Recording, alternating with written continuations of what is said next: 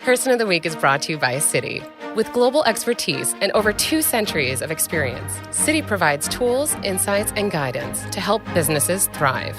They're not just any bank, they are Citi. Learn more at citi.com/weareciti. Stories are always announcing themselves to everyone. I bet every single person who is listening to this probably had 15 ideas for a novel today. So it's not an issue of having ideas, but it is an issue of giving those ideas enough time in the subconscious that they begin to take on density and weight and begin to attract other ideas. And they sort of fold themselves together in the back of the mind into something that becomes a story. And then having the patience to wait until that story is full enough to attempt to put on the page. Ever since her third novel, Fates and Furies, became a breakout hit in 2015, Lauren Groff has emerged as a singular voice in American fiction.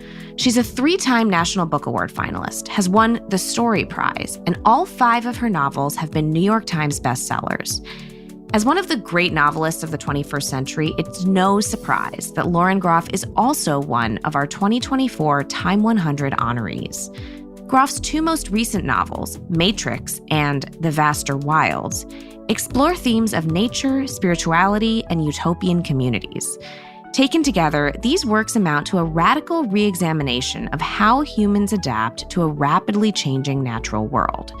Groff's ability to ask enormous spiritual questions while remaining grounded in specific characters makes her a unique voice in contemporary American fiction. Fates and Furies is one of my all-time favorite novels, and Matrix is one of the most compelling books I've read in years, which is why I was so excited to have her as a guest on our show this week. During our conversation, Groff and I talked about how her athleticism informs her work, the specifics of her childcare arrangement that allow her to get her writing done, and why time is the secret currency of art. I'm Charlotte Alter, senior correspondent for Time, and this is Person of the Week.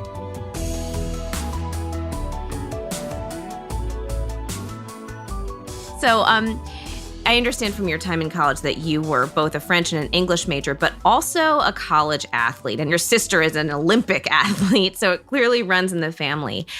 How do you incorporate this athleticism into your work?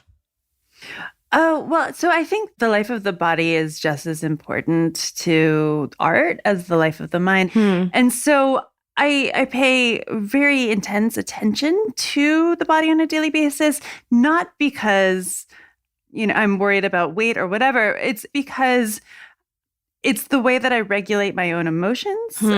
It's the way that I sort of retain focus and attention in the world. It's the way that I remember the exquisite beauty of the world. It's the quality of noticing that happens when you let your mind stop and you let the body take over. And that's really, really important. The other thing, too, is, honestly, I'm really grateful to Title IX because I think my generation and your generation of women, when we were given the opportunity to play sports became a way of understanding the world, knowing that everything is practice. I mean, once in a while you'll be asked to compete, but really it's not the competition that really matters. It's the daily, slow, incremental growth. And that is directly applicable to any kind of artwork. If you're not doing it for the end product, you're doing it for the everyday engagement and the hard struggle to understand what it is that you want to do and to get to the other side. So I genuinely think that sports are magnificent, not for the performance, but for what they give you in the training and the day-to-day. Interesting. So it sounds like what you're saying is that training as an athlete has some overlap with the writing process of just kind of like getting up and practicing and doing it. Yeah, right. Not every day is going to be good, right? Yeah. So most days are actually going to be pretty painful and, you'll end up crying once in a while. But it feels good to feel yourself growing and getting more competent and getting stronger. And that can be the same in the work as it is in the body. Yeah. So your career really took off with Fates and Furies, which I absolutely loved and couldn't put down. It was a New York Times bestseller and your first of 3 finalists for the National Book Award. What do you think worked about this novel? Why do you think it resonated so much with readers? I just reread that book for the first time in 8 years, and there's a lot there that I really love, right? And there's a lot there that I would do differently. I'm not sure what happened with that book. I feel very grateful that it did find the readers that it found and continues to find, actually. I think that a lot of it was written out of rage, especially feminine rage. I think people are now writing a lot more about female rage in fiction, which I'm glad to see. And it has occurred in the past. It just hit its moment. You never know when a book comes into the world how it's going to be received, right? You just sort of put it out there, and sometimes it just sort of dissipates into the ether, and sometimes it catches. Who knows the magic of that? But it is magical when it happens, for sure. And so, President Obama called Fates and Furies his favorite book of the year that year. And I understand you have a letter that he wrote you. So what did he say when he wrote you about this novel? Yeah, he wrote me this beautiful handwritten letter, and he just told me why he liked the book and why he responded to it. And I have to say, that was probably the most moving moment of my writerly life up to that point. I'm a sitting president, one, to a person as intelligent and sensitive as Barack Obama, but also it's always beautiful to find your reader, right? It's always like extraordinary, no matter who the reader is, even if he's not a president, right? To have someone actually speak back into you and say, I get you, right? I get what you were trying to do and I appreciate it. That's just, it can light you up for a year at a time. Yeah. And so this novel is about marriage. And that brings me to the next thing I wanted to ask you about, which is your own marriage. Because I understand you and your husband have developed this very unique partnership that supports the writing that you need to do. So can you tell me a little bit about how your own marriage supports your literary career? Absolutely. Yeah. So I got extraordinarily lucky when I found Clay in college, right? I didn't know at the time that he was the magnificent, generous, Buddha-like person that he is, but he is.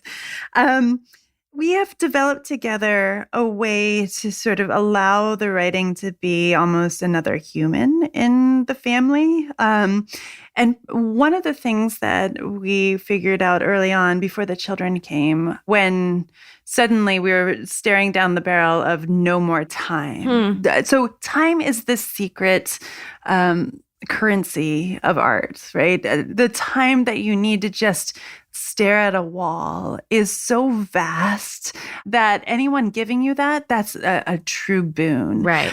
We wanted to sit down and make a contract. I wanted to make a contract, an actual physical piece of paper that we wrote down all of the things that we were sort of separating into our domestic life so that we could protect this time around my vocation of writing. Right. So yeah, we have this beautiful contract. It means that I never have to get up in the morning with the children. I never have, other than when they were physically attached to me. And I don't take them to school. I don't make them breakfast. I don't see them in the morning. There are no humans for me in the morning other than, the humans in the book. And that has become a very beautiful silent space for the work to get done. Can you tell me what else is in this contract? Yeah. So one of the things was he made me live in Florida, which I didn't want to do. Yeah. And so I was able to negotiate. I could go to a writer's colony for a month if I really wanted to. I could, go do readings all across the country or in other countries if I want to. He does the taxes, thank God, right? Not that I couldn't do it. I'm actually competent as a human, but I just don't want to. Of course right? you are. Yeah, I mean, that's like me with the trash. Like, I just don't want to. I just don't want to. So right? Why would you want to? Yeah. Yeah, exactly. And sometimes we have to go back and look at it again and revise and say, like, he's been taking on so much, so maybe I need to take on more. That's usually the way it goes. Yeah. Right? Yeah. But I really do want to drill into this idea of time as kind of the currency of artistic work, because I know so many people, particularly mothers, who have a really hard time carving out that time. Mm-hmm. Can you tell us a little bit about the process over the course of becoming a parent in which you realized that you needed this time, you needed it in this way, and here were the ways you were going to get that time? Yeah, I mean, before the boys came, I would spend 12 hours a day alone in my room working, right? Either reading or writing, both of which were work. And I knew that that wasn't going to happen anymore. So that's why the contract happened. I also have to say, I have to acknowledge like the privilege too, to be honest. I mean, this is a very real thing. I don't have to have another job other than writing. And I haven't since my first book advance, Mm-hmm. right? So as soon as that happened, I was able to pay for childcare as well. So there's a very real element of privilege here that I do not want to skate over whatsoever, because it doesn't happen for everyone, and it's not fair that it doesn't happen. I wish that we could give it to all writers. Mm-hmm. So, the other thing too is I do allow the boys to sort of slide back into my life when they come home from school, right? They sort of take center stage. They are the most important thing afterwards. But there is a kind of, I don't know if it's meanness, but it's a very adamantine pushing away that happens, which is probably not kind or generous in a way that we expect mothers to be kind and generous. I'm not saying that I regret it in any way, but it's very hard, right? I'm closing my door to my children. When they were really little, when they were screaming, I would not go out there. I just let Clay take care of it. And he's competent. He can do it. Yeah. Right? They can do it. So there's this beautiful passage in Nathalie Soroth's book on her childhood, where her own mother was a writer, and she remembers sort of being pushed away in some ways by her mother's dedication to her work. And it's a kind of this rigidity that for the rest of her life, she's trying to overcome. And I think that I've done that to my boys. And there's nothing that you do as a parent that won't somehow affect the children, right? I'm not blaming myself for this at all, but I have been very, very rigid when it comes to the writing in a way that I think other people are not. So how did you do this when you were pregnant and postpartum? Because once your kids are like not attached to you anymore, it's a little bit easier to make these kinds of arrangements. But what was your writing like during the periods of time when, as you've said, you're very physically in tune, the experience of your body is very important to your work. What was pregnancy and postpartum like in that context? Oh, it was horrendous. I didn't write anything good for a year. I just sat there, right? I sat there with my books, sometimes crying. I don't know why I did that to myself, other than the fact that for my own self, I had to maintain that space if the writing wanted to come to me. And it didn't at that time. That was a very fallow period. Eventually would start to read, and that reading sort of it fed the work as well. So the truth is there's no easy way, right? There's no easy way to be a parent and a writer, period. But especially when they're attached to you, especially when you're actually literally attached to them. So it's hard. But I guess one of the things that I have always felt is that my work is my first child, right? And that I never want to starve one child to feed another. So I know that the boys are going to get all the love, right? Plenty of love. But I need my first, more abstract, much more complicated child to also have enough love. When we come back, Lauren Groff talks about climate change, why she prefers to write her book drafts by hand, and the future of publishing. More in a minute.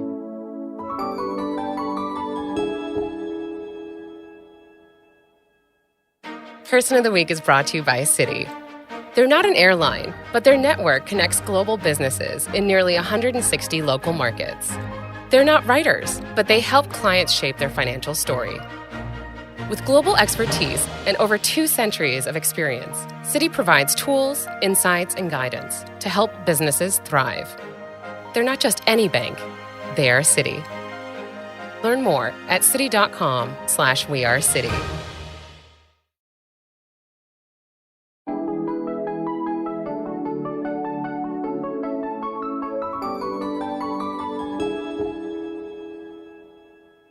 So I want to turn to your 2 most recent novels, including Matrix from 2021 and The Vaster Wilds, which came out in 2023.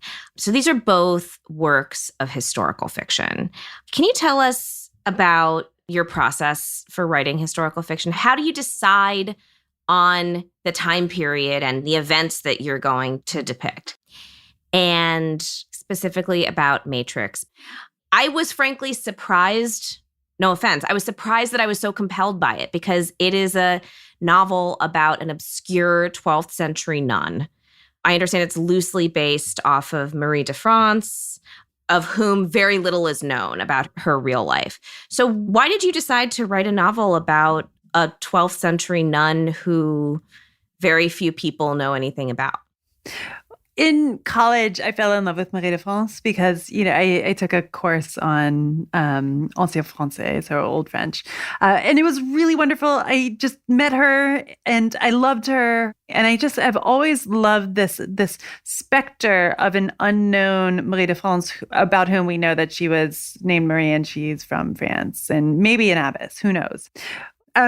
So it's always been in my mind to write about her, but it wasn't until I heard a friend of mine give a lecture. She gave this lecture on medieval nuns, and as I was in the audience, I actually was given the gift of Matrix, right? This is like the first time ever, and probably the last that a book has sort of fallen whole into my head.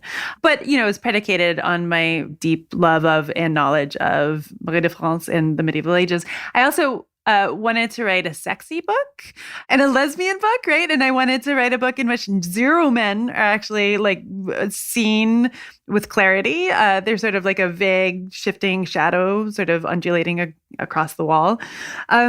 And I want to, a lot of times I write a book because it makes me happy and it makes me laugh. And so I just wanted to be with these women, right? I just wanted to build a utopia, knowing that utopias contain within themselves the seeds of their own destruction, as all human endeavors do.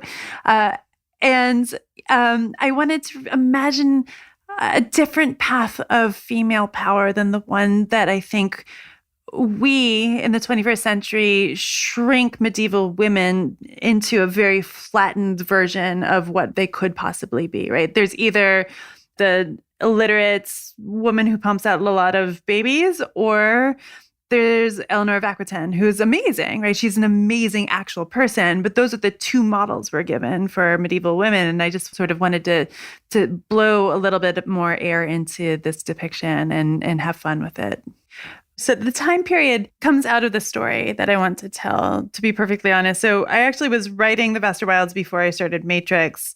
And then I realized that they're really distantly floating 2 parts of a triptych.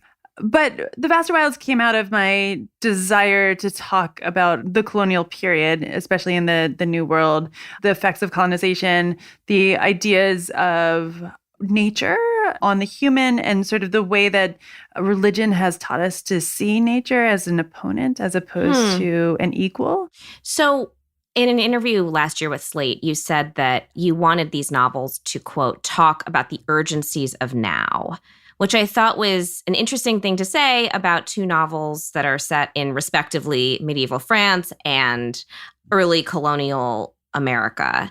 How do these 2 stories fit into a larger point about our contemporary world? Yeah, I mean, there's no such thing as an ahistorical novel. All novels are historical, right? Every novel is a product of the time in which it's written, even if the writer doesn't even see that. But I believe in the historical novel as a sideways way of getting to examine the present moment in ways that are maybe more interesting, at least to me, than writing about internet anomie, right? I mean, that's not interesting to me. I don't want to write that. And it's great when other people do it, but I don't want to write that. But I do want to write about the early seeds of the climate apocalypse that we're actually going through, right? I really want to write about the deep and urgent moral stakes of being a human in nature, right? And the way that our perceptions of humanity, our understanding that humanity, which has been given to us through every narrative we've ever been given out of the Bible, that humans are close to God and everything else is sort of below us. But I really want to change that narrative, right? That narrative is so poisonous, and it's brought us to this point now where we don't see that a whale has as much right to live as we do, right? Or that even like a 100-year-old oak tree is just as beautiful as a human being. And so we need to protect as opposed to see nature as our opposition. I do believe that writers today, at least today, if I'm not engaging with the biggest problem that has ever faced humanity, which is the catastrophic climate change, if we're not engaging with that, what are we doing? We're screaming into the void, right? We have to engage with that. We don't have to engage with that through dystopian fiction, because I actually think dystopian fiction is a really weak tool to write about climate change. I wanted to write about the source of where we are now and how we can rearrange the narratives that we have taken into ourselves so much so that we don't think about them, right? We don't question the human-centric vision of the world enough. So you mentioned earlier that Matrix and the Vaster Wilds are part of a triptych alongside a new book that you're working on. Can you tell us anything about the new book? And what are the themes that are going to connect all three of them? Yeah, so the new book, I can't really tell you much about because I've written now, I want to say 15 different drafts of it from scratch, starting over again. And it's just nowhere near, I'm not wise enough to write it yet. And I may never be, and that's totally fine. Or I'm not able to listen to it enough because I'm very scared of what it's saying. It's about now.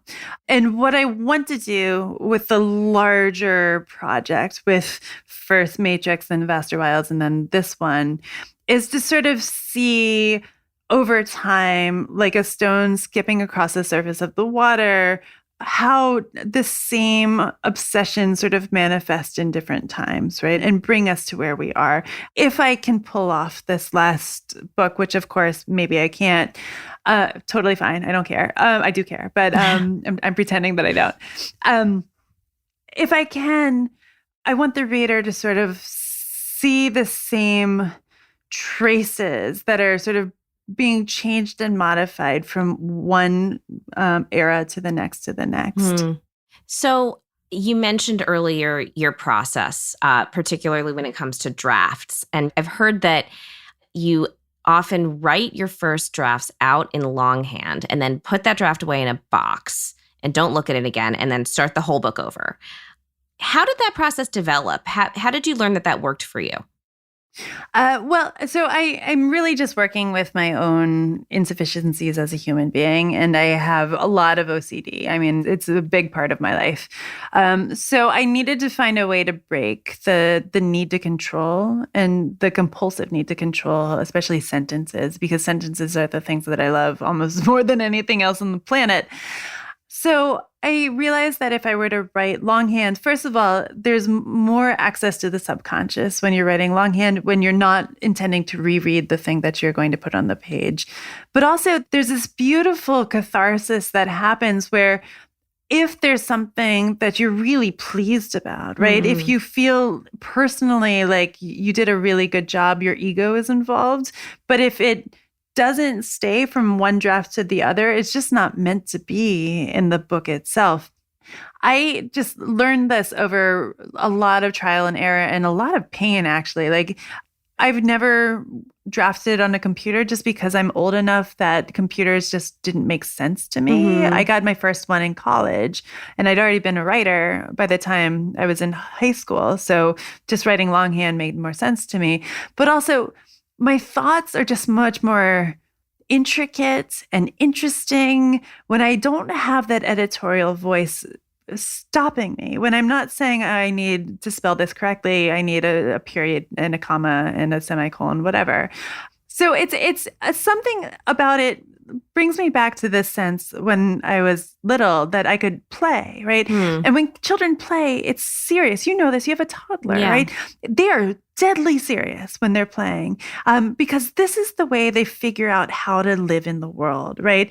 And play is joyous, but it's also every time a child plays, they're pushing against the limits of what they can do. And so for me, it was just a liberation thing, honestly. I was liberating myself from expectation of being good, of even being coherent, right? I really love the process. I don't do it with everything. Sometimes, I'll write a single first draft and then especially with stories, it's good enough maybe to try to put onto the screen. But with novels, I do this over and over and over again, really quickly in the beginning and then slower and slower as time goes on, because I really want to retain the sense of play, the sense of discovery.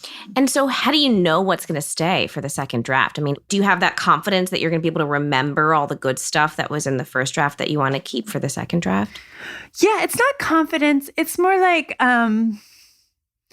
I have faith in the book itself, right? It's not about me, but it's about like the book telling me, reminding me what it needs.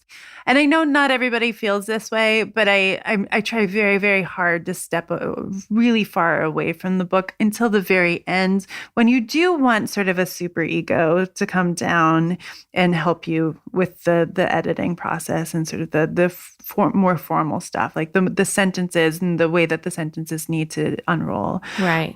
I have faith that with time and attention, which is love, right? Attention is love, the book will reveal itself. So I want to ask you about where you think literature is going. This is an industry and an art form that has changed a tremendous amount over the last couple of years. And, there are lots of writers who say that it's impossible to make money writing now. It's impossible to support yourself. There's also a lot of tension between literary fiction and commercial fiction, and they seem to almost be going in very different directions. Are you concerned about the state of the book industry right now? Well, the book industry is not the same thing as literature. Yeah. Right? The book industry is really the commercial aspect of the art form, which is so much deeper and stranger and more profound. I'm not worried about the books that people are writing and putting into the world. I'm so overjoyed to find how bizarre a lot of them are. They're going to continue to be. I mean, market pressures are bad, but market pressures don't mean that people are going to only write, really compressed like commercial fiction, which is totally fine. There's a place for that also. There will always be weirdos, right? Yeah. And there will always be people writing the things of the heart. I'm not worried about that. I am worried that there are so many people who are scrambling so hard just to stay alive that they're not able to put their beautiful work into the world. I mean, that is terrifying, right? And sad. But I don't know. I look at some of the really strange and wonderful stuff coming out, and I am heartened, actually, because it's going to continue to develop in the individual. I don't think we need to look at literature as a collective act in terms of the commerce, right? Yeah. It's a collective act only in that every single writer is sort of singing back into the melody of all the other writing that has come before. So on that note, are you concerned about AI? Because some people think that AI has the potential to disrupt some of this or to, fundamentally change the way we think about literature. What do you think? Yeah, no, I think that's classifying literature as the product, but for me, it's the daily work that really matters, and you can't cheat your way into the daily work, right? You can't cheat your way into the art. I think there will always be good readers who can tell the difference between something phoned in by AI and something that's really been struggled with and worked through and thought through and passionately and urgently attended to with all the love in the writer's heart. That art is human to human, and simulacrums of that can make entertainment, which is different from art, but it can't, I don't think, make art. So I agree with you that entertainment is different from art, but can you explain for our listeners what you think the difference is between entertainment and art? Yes, and this is very subjective, so they may not agree. It's totally fine.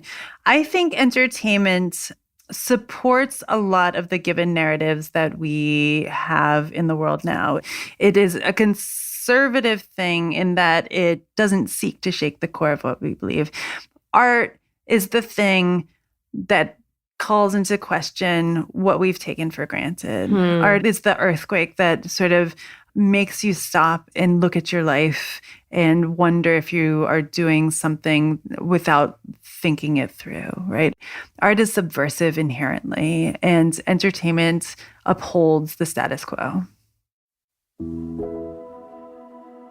Lauren, it's been so wonderful talking to you about your work and the insight your books give you into the forces that shape our world. And I've been so thrilled to learn so much about your process.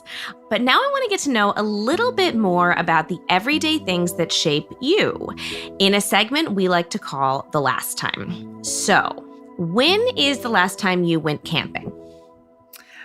Oh my goodness, I don't even know. Oh, wow. Oh, yeah, I do know. It was 2021, Thanksgiving, and my poor husband is too tall for the tent. So all night long, the tent was like beating against his head and his feet like a drum. It was amazing. When's the last time you had writer's block? I don't believe in writer's block, so never. I think that, there are times when we're supposed to be fallow and read instead of write. Interesting. I love that. When's the last time you burned one of your manuscripts? Oh, I did do that. I did that once. I think it was 2018. And every year on New Year's, my friend has a bonfire. And that year I just had to burn a manuscript because it was killing me. I was dying. When's the last time you challenged your sister to a race? Oh, that must have been... Oh, no. Well, she's, an Olympic athlete. So probably when I was a child and could beat her. So now is she like, want a race? And you're like, no, thanks. I would only challenge her to tennis, which I can play and she can't. That's the only thing I'd ever physically challenge her to. That's it. Everything else, she's got me really, really intensely. When's the last time your sons did something that really made you laugh?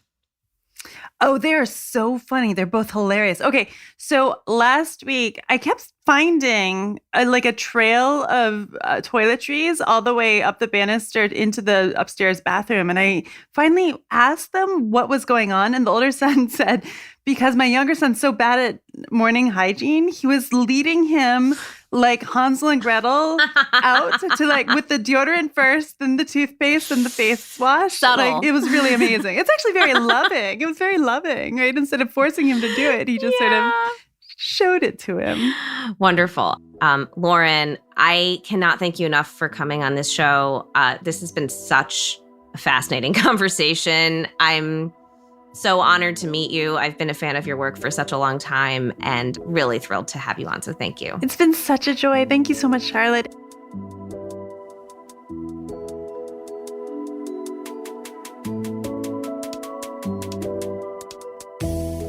You can find Lauren Groff on our 2024 TIME100 list, out now. Thank you so much for listening to Person of the Week.